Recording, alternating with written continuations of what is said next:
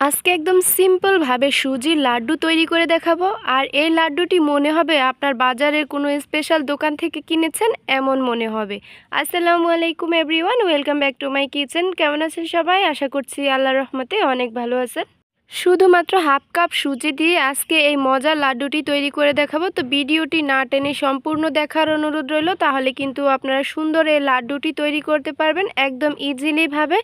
আরও একটা ইন্টারেস্টিং ব্যাপার হচ্ছে, এই লাড্ডুটি আপনি ছোট থেকে বড় যাকেই খাওয়াবেন সেই কিন্তু আপনার প্রশংসা করব। তো চলুন দেখিয়ে দিচ্ছি কিভাবে আপনারা এটি তৈরি করবেন। প্রথমে আমি একটা ফ্রাই প্যান নিয়েছি, আর এখানে আমি হাফ কাপ সুজি নিয়েছি। তো আপনারা কিন্তু চাইলে একটু বেশিও করে বানাতে পারেন, তাহলে কিন্তু বানানোর পর একদম টান পড়ে যাবে না। এখন আমি একদম চুলার আঁচটা মিডিয়ামে রেখে এটা 1 থেকে 1.5 মিনিটের মতো ভেজে নিচ্ছি। যেমন এটা একদম ঝুরা ঝুরা হয়ে যাবে, সুজিটা দানা দানা এরকম হলে বুঝতে হবে এটা পারফেক্ট হয়ে গিয়েছে। তো আমার সুজিটা টালা হয়ে গিয়েছে। এখন আমি কিছু ইনগ্রেডিয়েন্টস অ্যাড করে দিচ্ছি। তো আমি এখানে হাফ কাপ সুজির জন্য 2 কাপ পরিমাণ পানি অ্যাড করে দিয়েছি।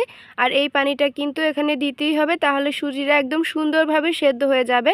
আর পানিটা দেওয়ার সাথে সাথেই কিন্তু এভাবে নেড়েচেড়ে দিতে হবে, তাহলে কিন্তু আর দলা পেকে যাবে না।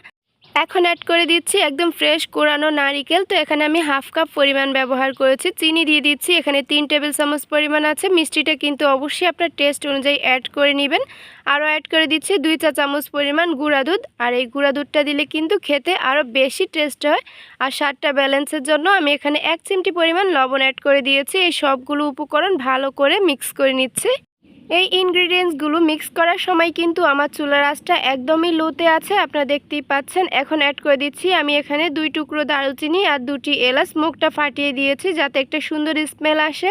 আর এখন এগুলো দিয়ে আমি এইভাবে মিক্স করে নিচ্ছি। আমি সম্পূর্ণ পানিটা টানিয়ে নিব, একদম শুকনো করে নিব, যেরকম আমরা রুটির আটা খুলতে থাকি ওই রকম করে নিব।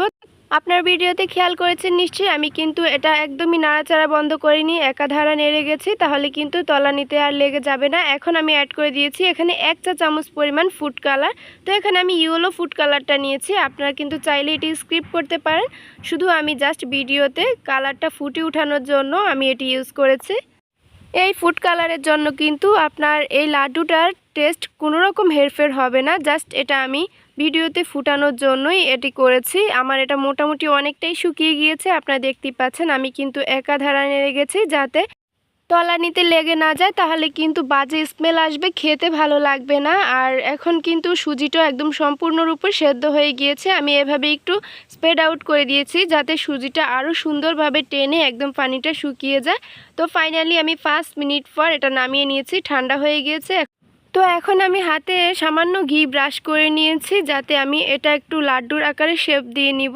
তো দেখতেই পাচ্ছেন, প্রথমে আমি এখানে সামান্য একটু ব্যাটার নিয়ে নিয়েছি আর হাত দিয়ে চেপে চেপে এরকম গোল করে নিচ্ছি। তো এভাবে কিন্তু অনেকগুলো লাড্ডু তৈরি হয়ে যাবে। আপনারা দেখতেই পাচ্ছেন, সাইজটা কিন্তু অবশ্যই আপনার পছন্দ মতো দিতে পারেন। তো যেহেতু আমরা এটা লাড্ডুর শেপ এইভাবেই দিয়ে থাকি, তো এইভাবেই কিন্তু আমার কাছে সুন্দর লাগছে।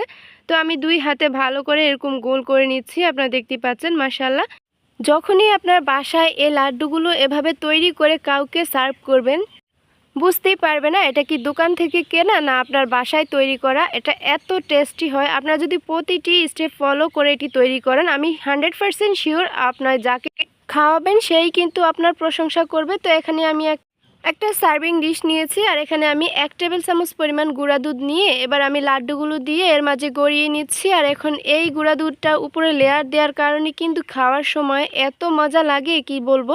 আপনারা কিন্তু একবার বাসায় ট্রাই করলেই বুঝতে পারবেন। আর এখন দেখতেই পাচ্ছেন, এটি মনেই হবে না আপনি বাসায় তৈরি করেছেন, মনে হবে কোনো নামি দামি রেস্টুরেন্ট থেকেই আপনি এটি অর্ডার করে নিয়ে আসছেন। আর যদি আপনাদের ভিডিওটি ভালো লেগে থাকে অবশ্যই কিন্তু একটা শেয়ার দিয়ে দিবেন, কমেন্ট করে জানাতে পারেন কেমন হয়েছে।